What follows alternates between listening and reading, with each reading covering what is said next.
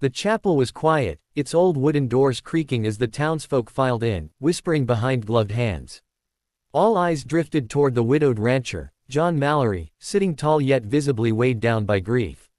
His daughter, Lily, only 6 years old, with wide blue eyes, sat beside him clutching her small locket that once belonged to her mother. It had been 2 years since her death. 2 long years of silence, loneliness, and the unspoken ache that echoed in every corner of their ranch house. Today wasn't supposed to be emotional, it was just a wedding the town had gathered for. But when the bride walked through the door, everything stopped. She stepped forward, wearing a modest cream-colored dress, her hair arranged in a simple braid that fell over her shoulder, exactly the way John's late wife used to wear it. Her face carried the same soft glow, the same shy gentleness in the eyes. For a moment, John forgot how to breathe. Lily suddenly stood up on the pew, tugging at her father's sleeve with trembling fingers. "Daddy," she whispered, her voice echoing in the quiet church. John slowly turned toward her. She lifted her little hand, pointing straight at the bride. "Daddy," she said louder this time, her voice filled with wonder and certainty, "she looks like Mommy." A hush fell over the entire congregation. Even the bride stopped walking. John's heart thundered in his chest. Because in that frozen second, he saw it too. A ripple of murmurs moved across the church, but John couldn't hear any of it. His vision tunneled, fixed on the bride's face. She stood motionless halfway down the aisle, her eyes widening as she looked at Lily, almost as if she, too, felt something tug deep in her soul. The pastor hesitated, glancing nervously between the bride and the widowed rancher. This wasn't her wedding. She wasn't here to marry John, but in that moment, it felt as if fate had marched her into his life with purpose. Lily slowly stepped out into the aisle, her gaze never leaving the woman's face. The bride's lips trembled, tears pooling in her eyes, not of sorrow, but recognition. It wasn't logical. They had never met before. Yet there was a pull, ancient, undeniable.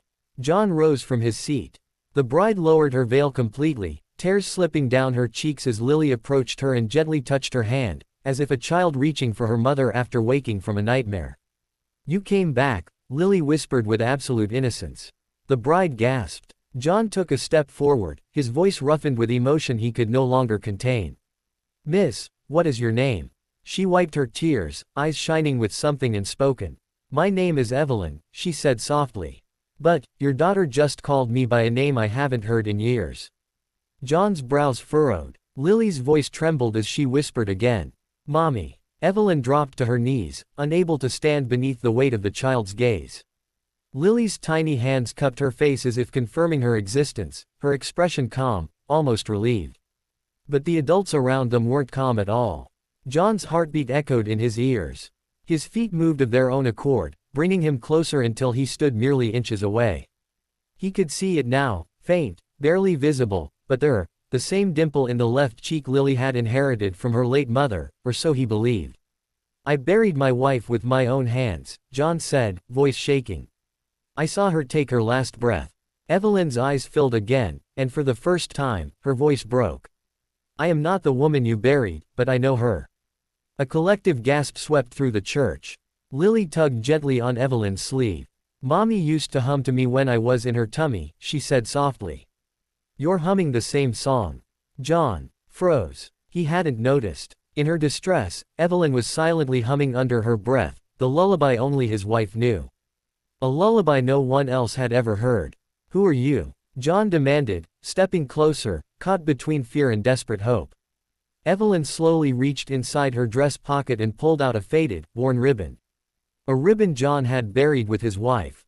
The moment the ribbon touched John's hand, his world tilted. The church seemed to fade into silence. He remembered tying that very ribbon into his wife's hair the night before she gave birth, his last memory of her truly smiling. "How do you have this?"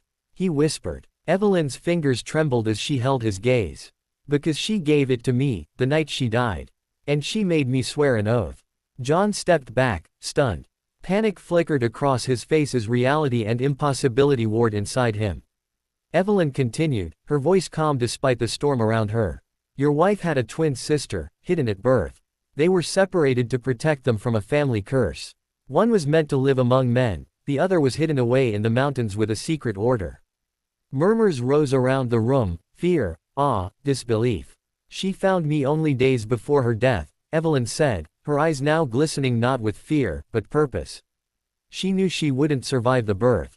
She made me promise to find you, and protect the child until the day Lily chose me herself. And she has chosen, came the voice of the old pastor, stepping forward. His eyes were wet. It is not the mind that chooses blood, it is the spirit. Lily reached out again, wrapping her arms around Evelyn. This time, Evelyn held her back, fully, completely, as if a dam had finally broken. John swallowed, his voice barely a whisper.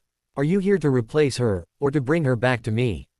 Evelyn took a step toward John, her heart pounding like a drum of fate. Lily was still in her arms, small and fragile, yet glowing with a peace she had never shown before. I am not here to replace her, Evelyn said softly. I am here because love does not die, it changes form. Your wife's last wish was not that you remain alone in grief, but that her daughter grow up with the woman who shared her heartbeat before birth. The pastor placed a gentle hand on John's shoulder. Blood is a gift, but destiny is a calling. John looked at Evelyn for a long, heavy moment.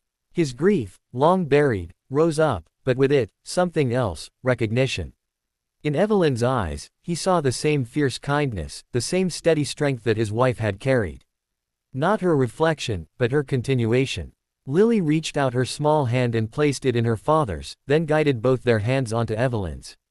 In that quiet church, with dawn light breaking through the stained glass windows, something shifted in the air.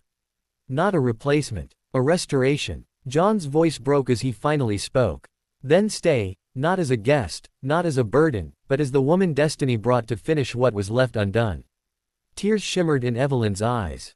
I will stay, she whispered. For Lily. For her. And, for you. The bell rang outside, though no one had touched it. Some said it was the wind. Others said it was a blessing. But in the hearts of 3 souls, a family was reborn.